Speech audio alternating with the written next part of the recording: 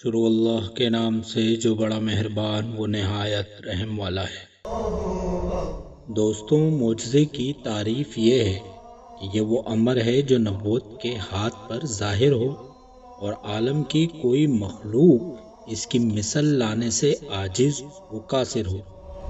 انبیاء کرام اور رسولوں کی نبوت اور رسالت کی دلیلوں کو معجزہ کہا جاتا ہے۔ اللہ نے ہر نبی کو اس کی نبوت و رسالت کے ثبوت کے لیے دلیل کے طور پر معجزات عطا کیے۔ آپ صلی اللہ علیہ وآلہ وسلم کے معجزات بے شمار ہیں۔ اگر آج کوئی پوچھے کہ رسول کریم کا زندہ معجزہ تو ہم علی الاعلان کہیں گے کہ قرآن پاک کی زیارت کر لو۔ یہ قرآن ہمارے نبی صلی اللہ علیہ وآلہ وسلم کا وہ زندہ معجزہ ہے جو تا قیامت جاری اور باقی رہے گا۔ قرآن پاک کا ہر لفظ، ہر مد، ہر زیر و زبر عظمت مصطفیٰ صلی اللہ علیہ وآلہ وسلم کی گواہی دیتا ہے۔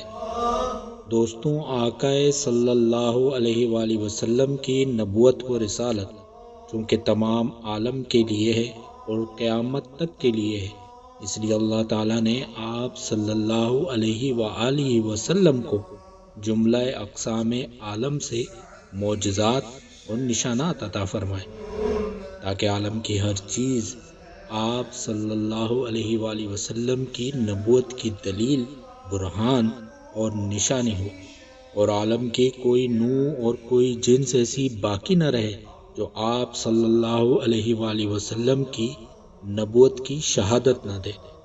چونکہ آقا صلی اللہ علیہ وآلہ وسلم ساری کائنات کے لیے رحمت للعالمین اور خاتم النبیین بن کر آئے، اس لیے آپ صلی اللہ علیہ وآلہ وسلم کے معجزات بے شمار ہیں۔ حضور علیہ الصلوۃ والسلام کی زندگی کا ہر پہلو دوستوں ہمارے لیے قابل اتباع اور ایک طرح سے معجزہ ہے۔ کون سا ایسا گوشہ زندگی ہے جس کی ہر راہ میں ہمیں اتباع سنت اور ان کی زندگی کا نور اور تجلیات معجزہ نہیں دکھتا؟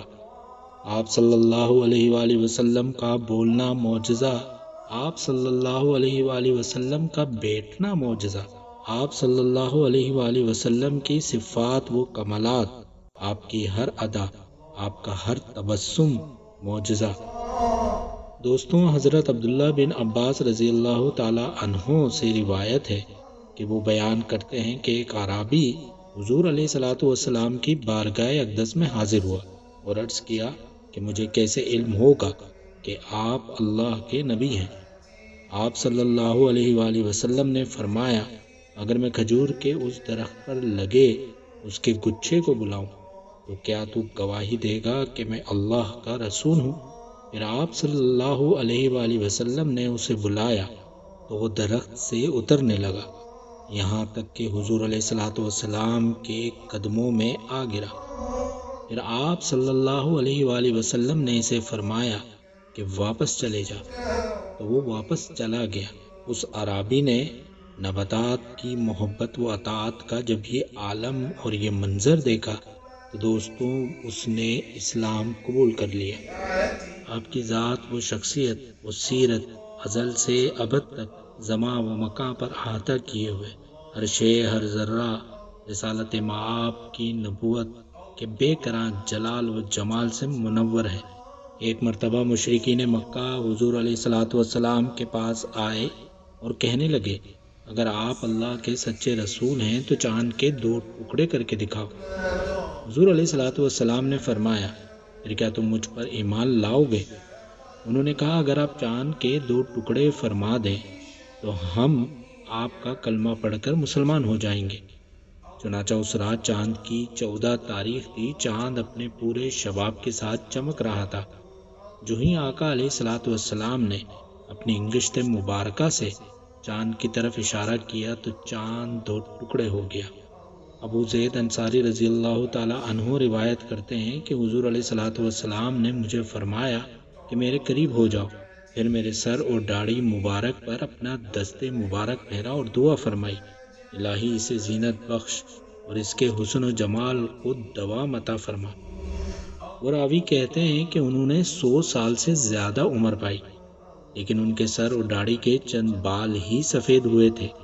ان کا چہرہ صاف اور روشن تھا اور آخری سانس تک ان کے چہرے پر ایک ذرہ شکن بھی نمودار نہیں ہوئی۔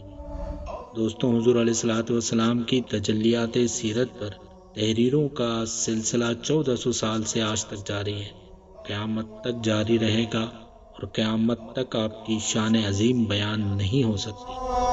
ایک بار انصار صحابہ حضور علیہ السلام کی بارگاہ اقدس میں حاضر ہوئے اور عرض کی کہ یا رسول اللہ، ہمارا ایک اونٹ تھا، ہم اس سے کھیتی باڑی کے لیے پانی لینے کا کام لیتے تھے اور وہ اب ہمارے قابو میں نہیں رہا اور اب وہ خود سے کوئی کام نہیں لینے دیتا۔ ہمارے کھیت کھلیان اور باغ پانی کی قلت کے باعث سوکھ گئے ہیں۔ آپ نے یہ سن کر صحابہ کو فرمایا، اٹھو۔ بس سارے صحابہ اٹھ کھڑے ہوئے اور اس انصاری کے گھر تشریف لے گئے۔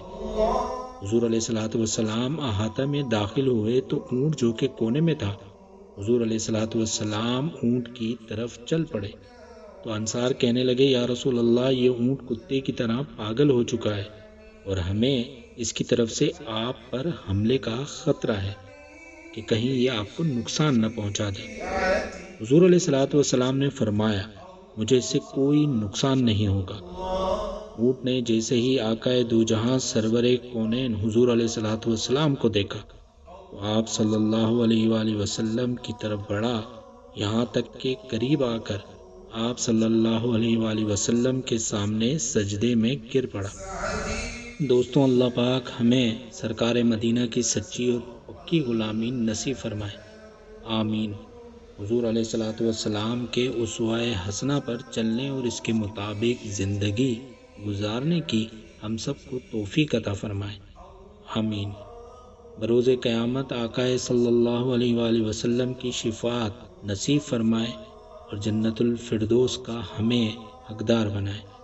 دعا ہے کہ اللہ پاک میری اس کاوش کو اور آپ کے حب مصطفیٰ کو قبول فرمائے اور اسے ہماری بخشش کا ذریعہ بنائے، آمین۔ دوستوں، امید ہے کہ آپ کو ہماری یہ ویڈیو پسند آئی ہوگی۔